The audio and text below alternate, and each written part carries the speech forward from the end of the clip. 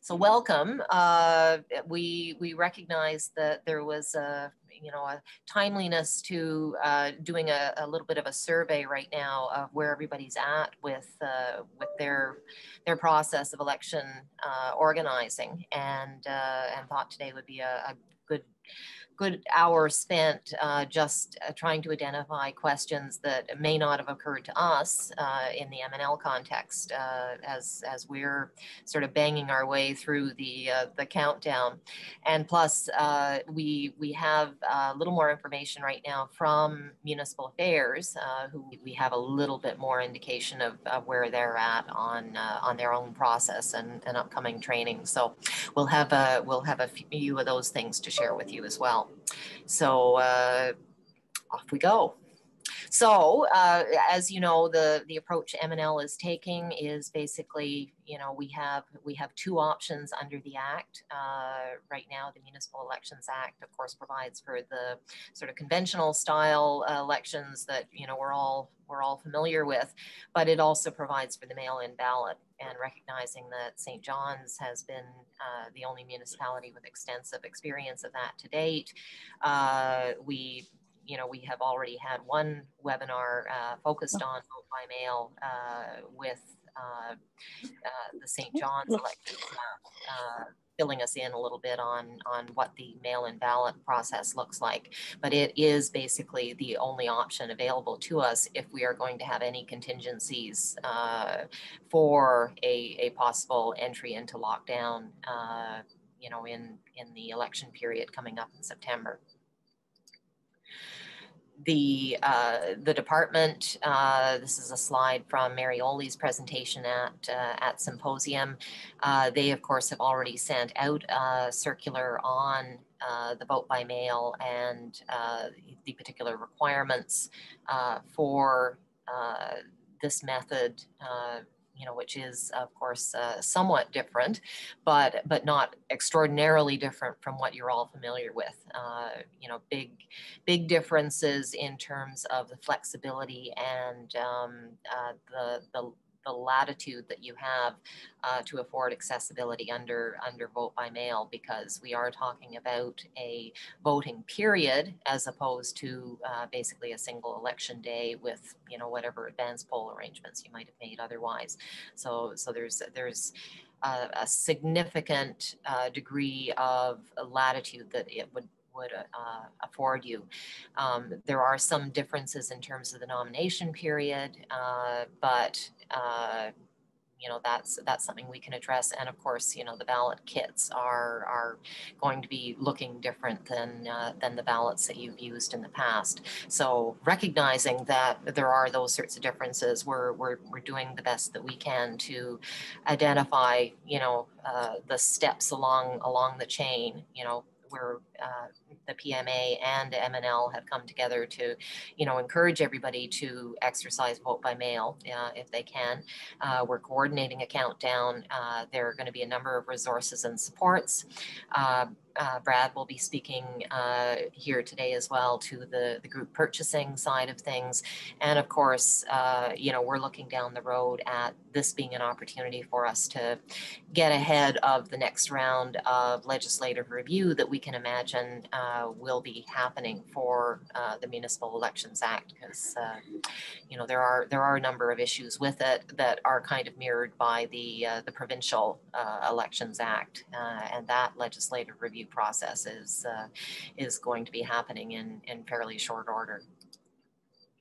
So as you've probably already registered, if you're looking at going the vote by mail route, there are some steps in the chain. The first one being having the chat around the council table, sending the letter to the minister requesting approval. Once the approval for vote by mail is provided, there's a process then of actually passing the resolution in council to that effect, and the work around creating a regulation to govern this process. This is really where M&L is at right now. We're working with Marioli in Municipal Affairs in order to have a template out to you, we hope by next week, in order to, you know, allow you to sort of think through the crafting of the regulation. And in Mary's slide, while she notes that the Act actually says, you know, you need to have these things sorted out 60 days prior to election, the conversations that we're having with the department right now are really about the bottleneck that they will face in trying to review regulations if they come in right at, you know, the end point. So they are saying, for all intents and purposes, they want the regulations in ideally before the end of June, so that they've got time to review and pop them back out again, and are very anxious to see M&L having some sort of a template for you to use, because where they're not officially allowed to do something like that, we can with their assistance, and that would tremendously streamline the process for them of being able to review and approve regulations. You know, if they all come in at least looking, you know, fairly similar. So here we are right now. We're at the tail end of May. MAPA is sort of seeing June as a period of time where a lot of stuff, you know, has to happen in terms of some of those basic, you know, documents being crafted and submitted for those of you that are going to go the vote by mail route. We will, of course, be also providing the support and information on things like your voters list. That webinar is coming up now next week. We're just waiting on a confirmation from one of the panelists right now, but the invitation that you can expect to see in the next 24 hours is for Wednesday, and we've got it tentatively slated from 12:30 to 1:30 right now that day. So lunchtime slot if you're looking at voters list activities.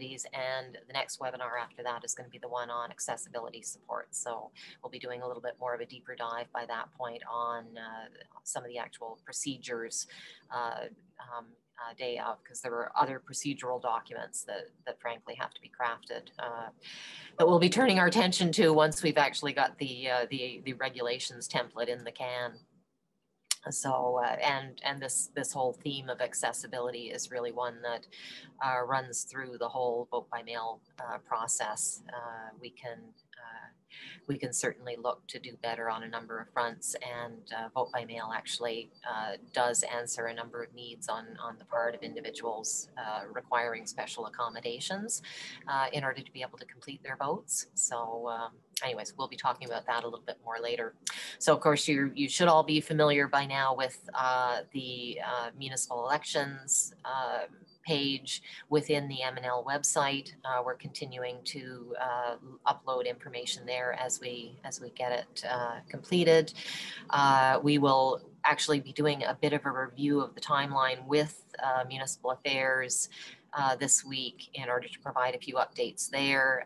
They're going to have some sort of key dates that they'd like to insert in it, and we're going to harmonize that information. But as you can see, currently there are some of the basic materials there in terms of, you know, the letter that you can send in order to get the process started, and also the information around you know, the sort of the basics of the timeline as we understand it to date. The pieces procedurally, the department is getting their election staff training up and running.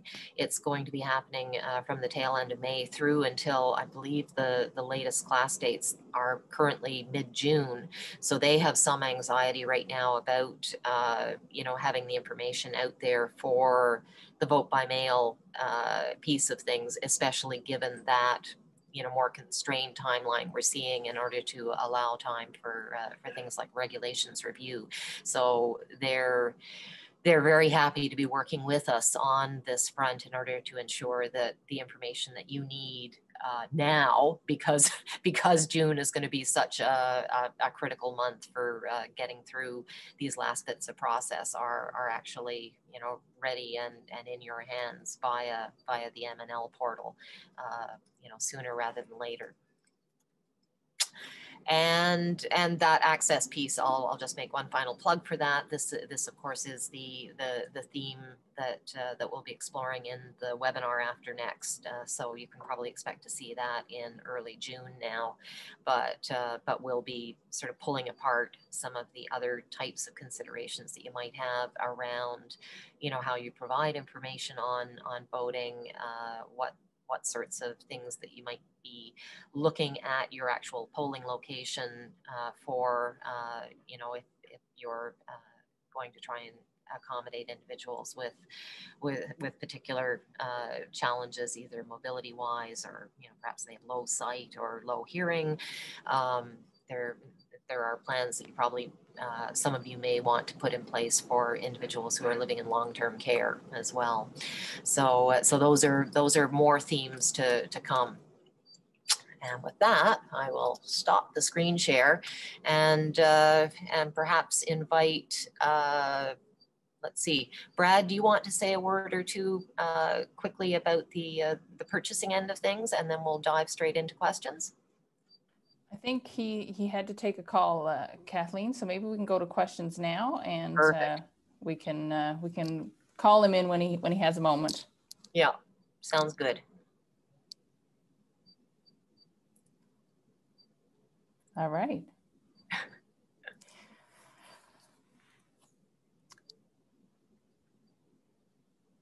Folks, I put up just a note there, as I said, and as Kathleen noted, we'll have the registration out just as soon as we get everything confirmed, but you can certainly mark it in your calendars for next week on the voter list. And do folks have questions right now? Are there things you're wondering about, or things that are burning, things you're concerned about? I was just wondering, this is Karen from the town of Wallbush.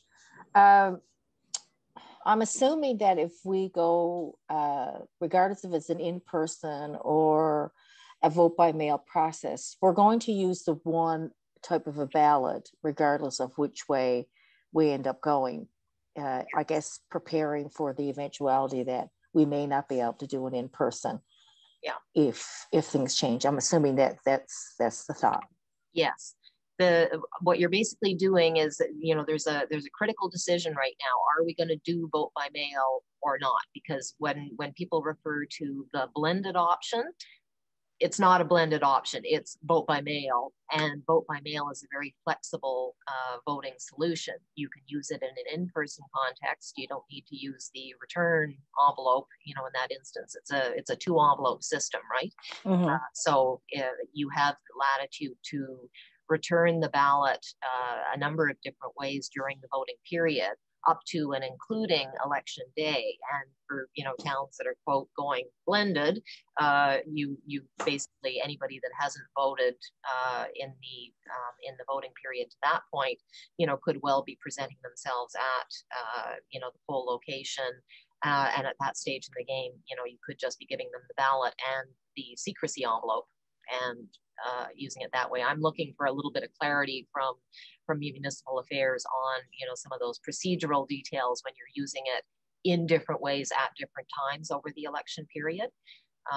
But our understanding would be that currently, if the ballot kit goes out, and you can have choices about how you distribute your ballot kit. Obviously, a city of St. John's and larger municipalities are going to negotiate something with Canada Post. So, you know, theirs would be a classic, you know, vote by mail, you know, with that contractor, you know, helping you distribute the ballots. In the municipal context, returning them by mail is tricky because, of course, you know, there are delays and there's a hard stop on when we start counting. You know, all the ballots would have to be still back by 8 p.m. on election day, you know, at the point that you start the count. You know, there's no latitude for things sort of dribbling in on, you know, the following Monday or Tuesday. You know, that's it. So given municipalities do not face the challenges the province does as a whole, you know, in this regard, you can have drop boxes. You know, if you've got a secure drop box set up, you know, during the COVID period, you're actually ideally placed right now to have people, you know, come return their ballot kits using both envelopes, because in that instance, what they're doing is you've got the inside secrecy envelope. That's where the ballot goes in after you've completed it. You seal that. That goes in the return envelope that also has a voter declaration where you can say, I, so-and-so, you know, registered voter, you know, have duly completed this, and you know, I'm me. And in it goes to the return envelope. You seal that one, and that's what gets dropped in the drop box, or is returned to the counter of the town office, or is, you know, dropped off in person, you know, if there are other advanced poll location arrangements that the town may make. These are some of the things that you'll actually describe in your regulations, you know, for the particular logistics that you undertake, you know, as a town. But in those circumstances, you would procedurally, as those things are coming in, you know, the RO would have some sort of a game plan for this. But as they come in, you would be updating your voter list by who's voted. So you would be opening the outer return envelope, looking at the declaration, you know, making sure that that is a valid registered voter, you know, everything's copacetic, good, cross them off the list. Secrecy ballot envelope goes into the ballot box. You know, if you have multiple polls, it would be put in the ballot box associated with that poll. So that's what's happening right up to and including election day. Assuming we're level 2, things are lovely, we don't have any COVID issues at all, you know, you still have the latitude then on election day for, you know, for there to be in-person voting. And at that stage in the game, it may be possible to just do it with just the ballot itself. I'm a little hazy on that because of the, you know, particular secrecy requirements, like under other circumstances, you would be sort of tearing them off. So I'm not sure. I think the secrecy piece of it is going to mean you have to have like with like, and ergo all the other ballots that have come in are in their little secrecy envelopes, and to keep them non-identifiable from the ones that come in on election day, I think they have to all be the same. So that would mean that a voter would go behind the screen, fill out your ballot, come back out, you know, with it already in its little envelope and drop it in the box. But doesn't that create an issue if you've gone out and sent out all of your voters that are currently on your voters list, then they're going to have their ballot. So why would we have to hand them another ballot when they show up on polling day? You will have some people who are not registered. Yes, and that's understandable. Yeah, so you've got some of those, and you don't in every instance have to mail out to everybody on your list. There's the on-demand option as well, which is you can hold out to your population that the way we are going to do it, you know, in our town, is that if you wish to have a vote by mail kit, you know, in order to participate in the voting during the advance, you know, or voting period in advance of election day, that you basically let us know, and you specify the manner in which you're going to have people register for that. So there are a few different ways this can go, and this is the beauty of it. You know, for some towns, you know, it may be easier to just, you know, go. St. John's, of course, goes with, you know, it's all vote by mail. They basically, you know, send everybody on their voters list the kit, and then if you are not on the list, you know, you sort of have to jump through a few extra hoops in order to get on the list in one fashion or another. And they have certainly taken advantage of the election day as one of those windows of opportunity for a lot of the special accommodations and supports that they provide, you know, to low-sighted voters and you know, other sort of special polling circumstances. But again, you know, for other towns, the accommodations that you make may be possible to, you know, exercise using the vote by mail over again that voting period, you know. So you will at one and the same time be deflecting some of the, you know, the the day of, you know, bottlenecks that happen otherwise. A number of people will have the choice of, you know, doing their voting earlier. You know, they'll be out of the picture. If there are still COVID precautions, you know, that we imagine will probably be around for a while, it will mean that the physical distancing will be easier, the level of sanitization and, you know, extra effort associated with managing a large crowd on a single day will be now reduced to a fairly small crowd that conceivably would be in and out the doors of whatever polling location you have, you know, for that election day process. There is Leanne has hand up, and there's a question in the chat as well. Okay, well, maybe Leanne, and I'll try and read in the meantime. Hi.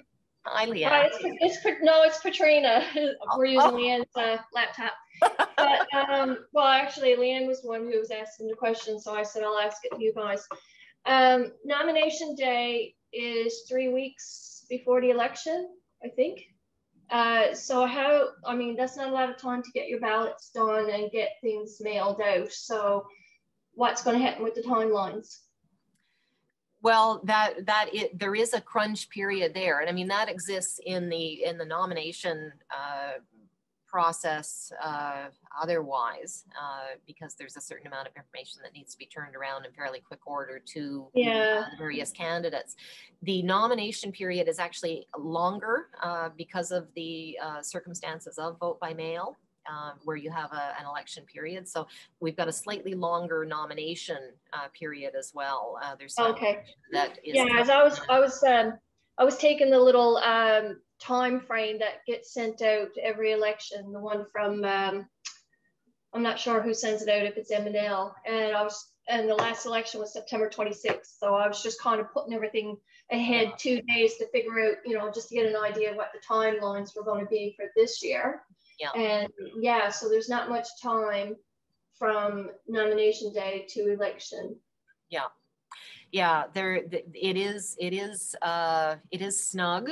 And we were sort of wondering if there are perhaps going to be some bottlenecks in terms of the you know, printing supplies and sorts of materials that, you know, some of the larger communities may be reliant on.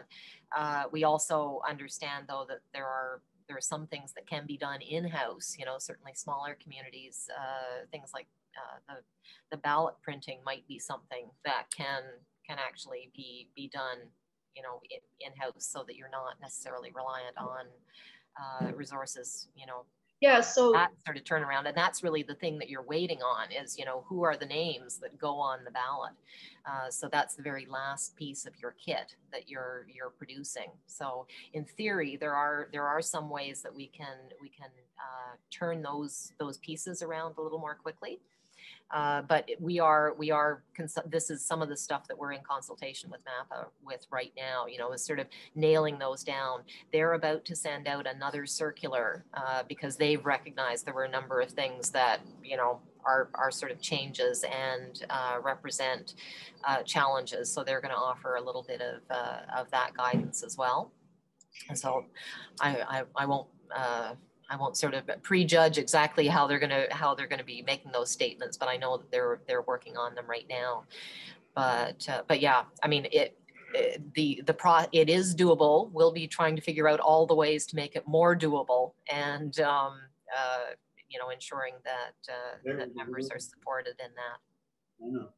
Yeah, so because I know when you had the session with City of St. John's, they said they got all their kits from DataFix. Yeah. But if we are able to do our own ballots in-house, I mean, and this is probably something St. John's would know, or we'd have to go directly to DataFix, you know, can we get all of our envelopes and everything printed ahead of time so that we have them on hand? And then the only thing we're waiting for is to print our own ballot in-house and stuff it in the envelope and send it out. Yeah. That's exactly the sort of thought process we're going through as well. And, you know, provided, I mean, the conventional in-person voting, you know, they'd have the actual ballots would be sort of sequentially numbered, and there'd be a variety of those sorts of special precautions built in at that level for security and control. And that's the piece that I'm a little hazy on in the context now of the vote by mail kit, where the actual ID part of the exercise is performed at the level of the voter declaration, which is in that outer envelope. So it sounds to me like we may not need you know, the fully sequentially numbered series on the inside ballot. But again, that's just one of those, okay, you know, what procedurally does MAPPA currently say on that? You know, that's something that we need nailed it down in black and white. And even if it does need to be sequentially numbered, that can be done. if you know, if we're talking about smaller communities and, you know, voter numbers that are, you know, less than 500, you know, there are probably ways we could, you know, see that getting done in-house fairly readily as well. So. And one way or the other, you know, we recognize there are a few conversations to be had with printers, but, you know, we can certainly pre-identify and pre-order things like the envelopes, you know, because that could be a supply bottleneck otherwise as well. You know, we need to sort of have rough numbers. They need to pre-order, they need to be on hand. You know, those can be handled by one stream, and then we can nail down the last of the printing requirements on the actual design of the ballot itself. And I see a couple of notes right now that are in the chat from Claudine. Claudine, do you want to unmute and? Yeah, hi, can you hear me? Yeah. Yeah, we're having a bit of difficulty here this morning, but we're trying to manage. Yeah, so my question was just about the ID. So I've seen, like, if you're not on the voters list, to ask for a photocopy of the front and back of the ID, but I don't see that requirement in the Act. Yeah, and those are some of the procedural documents that we know are part and parcel of the election staff training. And we have not actually seen those materials yet. Our understanding is that these are what municipal affairs staff are going through and completing right now. So I'm sort of in the same boat you are, you know, in terms of my understanding of what the Act actually says versus, you know, how that may be interpreted in some of the other procedural material that Sandy referred to, you know, that series of schedules that he rattled through during his presentation. We are expecting that we should be able to have access to them in pretty short order, because apparently Kim McPherson is the person that's freshening all the materials right now for the election staff training. And so I would assume that all of those procedures are there. We've been trying to focus more so on some of the kind of larger pieces, because we know there are a lot of, you know, the basic building blocks of the instruction on, you know, how you do the oath, how you swear somebody in, how you look after people that present themselves. You know, is it the same as, you know, the provincial election process, or is it not? Those are things that, you know, for now, we will hold that, we will log this as a question, expecting that there is already a procedural guide that MAPPA is producing for us on that. Okay, it's just one of the questions that's holding up the regs to send in for approval. So yeah, perfect. So, okay, and then I had another question in the chat there, which was about lost ballots. So, like, once I send out, so we're doing the on demand for Portugal Cove, St. Phillips, and if I send out a ballot, I'll mark that person off the voters list as having voted. But then what do I do if they show up on election day and say, I didn't receive it, or you actually don't cross them off the list as having voted until you actually receive the kit back. You know, your voters list is going to, if you do an on-demand process, then you've got a short list, you know, within the folks that are on your voters list of people that you're sending the kit out to. you know, so full stop. That's sort of stage one of their process. And, you know, alternatively, people, you know, some communities may say on demand means you come down to the town offices and pick up your vote by mail kit, you know, and, you know, may have some sort of a way to kind of keep track of, you know, who's gone that route to pick things up. But it's only at the point that the ballot kit is returned and you are looking at that voter's declaration that person, you know, is actually officially, they have voted and they get struck from the list at that point. So, you know, that's how that check and balance works. So in the instance that somebody, if you are mailing out ballots, yes, it's perfectly reasonable that some people may not receive their kit, but in that instance, there will have to be some sort of procedure about, you know, issuing a second kit, you know, some sort of note, some sort of, you know, record to show that, you know, that there was a prior kit, you know, because now we've got basically a controlled material that, you know, there's somewhere out there, there's that other kit. so we're conscious of the fact now that, you know, we have a potential issue.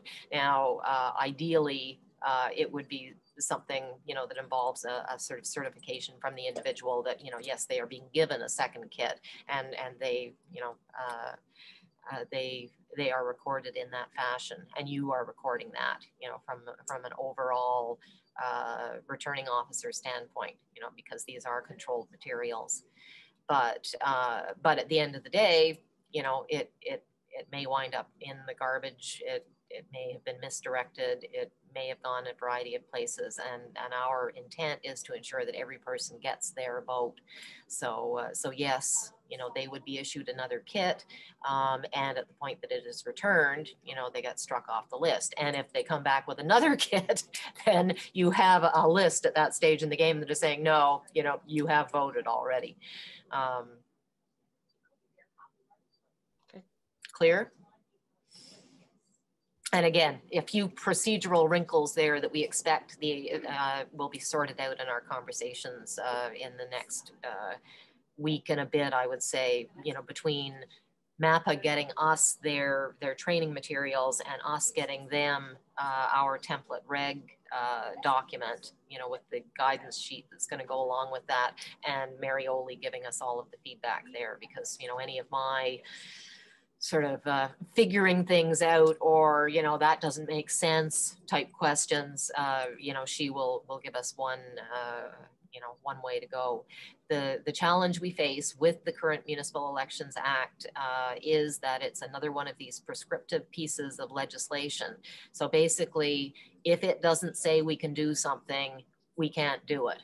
So some of the flexibility that might have been there otherwise, you know, for us to be inventive about ways to return things, the way the legislation is written doesn't give us a lot of latitude. But we hope that will be changed by the next election. So this is why this process is so valuable for us right now. We're basically pressing all the buttons on the current Municipal Elections Act and trying to break the darn thing. We'll know exactly what it can do and what it can't by the time we're done. That's for sure. Thank you. Kathleen, if I may interject there too, I think, Claudine, if you're just waiting on a few additional pieces to get your regs through and into municipal and provincial affairs, we can certainly reach out to Mary too and just see if there's another piece. I'm just thinking of the interest of, you know, if you're ready to go and you're just feeling like you have a few unanswered questions, it might be a matter of connecting with them, getting those specific things answered so you can, you know, go through the procedural piece and get it in and reviewed. We certainly hope there is not going to be an instance of widespread voter fraud. You know, we don't think we've seen that ever before in the municipal sector here. You know, but we have to have reasonable checks and balances, and, you know, the data fix scenario of, you know, fully electronically supported, you know, voter kits and lists and information management is well out of the price range we recognize of most municipalities. So, you know, trying to figure out all of these sort of, tweaks to the process that are going to ensure that you're able to ensure people have, access to their right to vote, while at the same time ensuring that, they're not voting multiple times, or outside of the provisions. We'll be sure we have, much clearer information, certainly in another week or two at the stage that we have the benefit of those materials from Municipal Affairs. Fortunately, the actual voting day and some of those activities will, is a little bit further down the line. But as Claudine notes, there are a number of these things that we do need answers for in the short term, just to be able to complete the regulations. So that is coming. That's the intent of having a template for you, so that some of those questions have been reconciled and answered. Any other sticky wickets? I mean, we're happy to have the questions that we can't answer at this stage in the game as well, because basically we want to have something not unlike what we did for COVID last year, and have some frequently asked questions that we can post to our page. We know Municipal Affairs is coming up with their own series of frequently asked questions. We know they tend to stick fairly closely to the script of the Act, however. So, those are going to be areas where, if we want to probe a little deeper, if there's a particular tweak that, you're seeing in the circumstances of your town, having those questions is going to be important, and we will bring them forward to the department to get readings one way or the other. Kathleen, a few things that came up when we were discussing things with folks at the department yesterday, just to give everyone a moment to breathe and think of any other questions you have. And I think after I make this point, perhaps we'll invite Brad to talk a little bit about materials and other pieces. One thing that was quite explicit was, unless you have specific authority to do something in the Act, you cannot do it. So one of the examples that came up in the discussion was, I think, drive-through voting. You cannot do that. They were very explicit about that. So if there are other things you're wondering about, because we've talked about being, there being some flexibility on how, the ballots go out and how they come back in. That is fine, but you cannot do drive-through voting. So that's one thing. And again, if there's other questions you have in terms of, can we do this, please do let us know, contact the department. It's okay to ask questions. The other thing that I thought was important, and you may know this, is, the number of motions you need to have in order to enact all of this. So there was and some of this is covered in our own work, but you need the motion of council to approve the letter going forward, which many of you have probably already done. And then there are two additional motions that you need for council, to the motion to add the option to have a mail-in vote, and then the motion for the regulations. I sought clarity yesterday as to whether those two latter ones could be done at the same council meeting. I'm just thinking of the frequency of council meetings to enable all this to happen, and in lieu of the fact that there are some still outstanding pieces. I was told that those two motions, the motion to add the vote-in mail process and the motion for the regulations, they can happen at the same council meeting. However, in order to approve a motion for the regulations, you must have the regulations in place, obviously. So if you're, and the due process for council to review all that. Kathleen, anything you want to add to that on that piece? No, that was interesting procedural information for us, for me yesterday too. So I think what we'll do is we'll be adding a template for each of you. Already have a suggested wording for the resolution that you make at the point that you've received ministerial approval. So okay, first motion is, we have decided we are going to ask for the minister's approval to go the vote by mail route. Boom, you use the template letter, you send the request into the minister. The minister apparently, you know, basically everybody is being approved at this stage in the game. So boom, you get a response from the minister saying, yep, you're good to go, carry on. At this stage in the game, the next step would be your actual resolution in council to the effect of, we are authorizing our voters to use vote by mail this fall, and we have a template wording for that that's already in the timeline. We'll add some template wording now for the additional resolution to the effect of, you know, we now have our regs ready to go.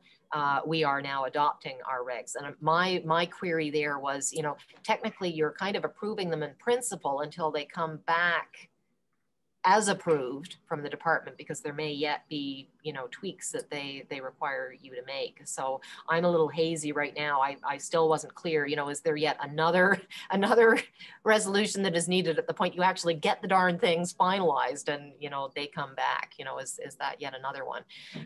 But you know, obviously that's less of a time crunch, but there would be a resolution that you would make at the point that you feel the regs are sufficient to go to the minister for review. So. And to that point, just thinking about the fact that they do want to get the regulations in as soon as possible. So throughout June, you will need to plan forward with your council that these resolutions need to be approved.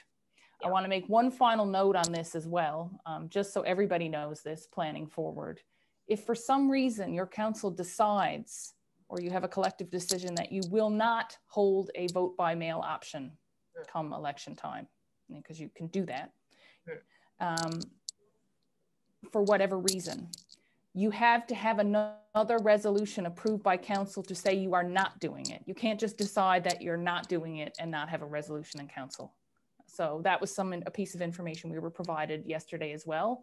Very important procedurally, and so that your council has all these pieces in place. Yeah. So if you have made that first resolution, and also if you take too long submitting the regs and MAPPA doesn't have enough time to review them, you could find yourself in a circumstance where you have no option other than to reverse your earlier decision, you know, to have gone the vote by mail route. So that would be the case where you need that additional resolution as well. My inclination is, and I know we're just pumping a bit of perhaps maybe not new information, but just pumping out information all of a sudden, that this would be part of the communication coming from the department as well to solidify this. But we just want to take this opportunity to make sure everybody's on the same page from the information we received as well. So Claudine has a note in the chat that is speaking to the group purchase provisions around the ballot kit, which is something that M&L has been looking at. And Brad, I hope you're back, because we haven't had any time given to the sort of the group purchasing side of stuff. So if you're good, I am back. Yeah, yay. My apologies. I had a couple of things I had to take care of, but no, thanks, Kathleen. So Claudine, to your question, I have reached out to regional printers. I'm still waiting on some feedback from them. It looks as though, you know, we could potentially do regional cooperative purchasing, but the cost of doing a cooperative purchase out of St. John's and then the shipping associated with it would point to it being cheaper for you to find somebody in your own area. So that's why I'm focusing now on printers in regional hubs, you know, such as, you know, one on the West Coast, one in Central, one in Eastern, and so on. And then we can offer that up to our members. I'm hoping in just a matter of a couple of days to have that nailed down. So maybe mid next week, we'll put something out as a follow-up to the order form that we had previously put out. This is something we'd like to be able to do, because it's just one less thing you'd need to worry about. You know, you would essentially identify for us on an order form how many of these that you require, and they just get shipped out to you, and then you do your distribution. So that hopefully that will see us get some savings if we get 10 or 15 municipalities together. So more to come on that next week. Also, just a reminder of all the other things that we do have going that are available to you to support your effort. We do, like every year, have ballot boxes and privacy screens This year, because of COVID-19, we've added on directional signage and stickers. These are the stickers you'd see in some of the retail shops throughout the province, you know, the arrow that points walk one way or stay 6 feet apart or whatever. There's a bunch of different opportunities. So if you identify that you'd like some directional signage or arrows or whatnot, we'll then call you back and say, here's what's available. And you can give us an overview of the building, and we can provide some advice on what kind of stickers and signage you should have. We also have a significant access to personal protective equipment, everything from masks and face shields, gloves, plexiglass barriers, cleaners, and so on. We also ask for this item as well that you identify what you'd like before we can quote it for you. But again, we can also work with you to make a recommendation as to what you should have on site. So reach out to myself or Renee here at the office, and we'll walk you through that. Ordering primarily needs to be done before the 1st of July. So we have about 45 days to get this completed. We can purchase other items after that date, and there may be no issue with delivery.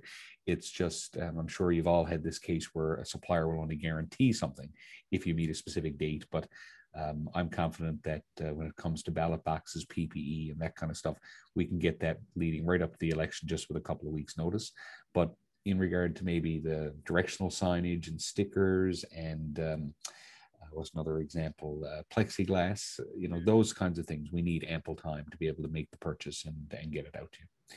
So all of that said, the best thing you can do if you are looking for supplies is reach out to us, have a chat with us. Myself and Renee have the order forms at our fingertips. We can do it over the telephone with you. And if there's something that we don't have on our order form listed on our website, we can also delve into that for you as well. I think everyone is aware that we have a very strong partnership with the rural municipalities of Alberta and their cooperative procurement program. And they have access to key suppliers that have local vendors here. And again, we get discounts. Just as a prime example, Staple Business Advantage purchasing through us on average is 30% cheaper than going to Staples on your own. So best thing to do is reach out to us as your first point of contact, and we'll either point you in the right direction or we'll go in that direction with you and help you through that process. So that's a quick update, Kathleen. Hope that's helpful. Great. Just a question from Karen in the chat regarding the standard envelope kit, and she's asking, will there be a standard one that they can use, or is there some flexibility as long as the kit contains the required items, i.e. secrecy envelope and return envelope? This is where we're seeking a clear yes or no from the department. You are required as part of the template regulations to specify, you know, the design. You know, that's actually one of the elements that they actually approve when you submit your vote by mail regulations. So, so we need clarity from them about which pieces, for instance, can be done in-house, which pieces need to be sequentially numbered, or if they need to be sequentially numbered. You know, there are a bunch of those little details that right now we're trying to nail down. But, you know, there are some elements like, okay, you know, if you are not having a relationship with Canada Post, then you don't need a return envelope with, you know, that sort of automatic, you know, business coding, you know, so that it's assigned to your postal account. You know, there's that sort of stuff that we can certainly simplify, and where, you know, perhaps the guidance would be more along the lines then of, okay, you know, for purposes of making the instructions to voters clear, many times, you know, being able to distinguish one envelope from another because one of them is colored and one of them is white. That is an accessibility best practice. So, you know, maybe your printer doesn't have any more yellow envelopes, and your yellow envelope is actually going to be a pink envelope. You know, there's that sort of flexibility out there. But those are again part of the thought process we're going through. We have an accessibility advisory team that is actually using the St. John's ballot kit as the working example right now, and they're returning a little bit of feedback to us on its design and some of the information about like the instructions to voters. You know, there's a whole piece that we could talk about too, about the fact that it's not just new to the municipalities. Vote by mail is going to be new to a huge number of your residents. So, so actually providing them with information that they can understand about, you know, how to complete these things and how to do it in a fashion that is not going to invalidate their vote is obviously going to be very important. So, so we'll be talking a little bit more about that in days and weeks to come. So, so yes, but thank you very much for that question, Karen. There will be guidance on the specifics of the ballot kit as well.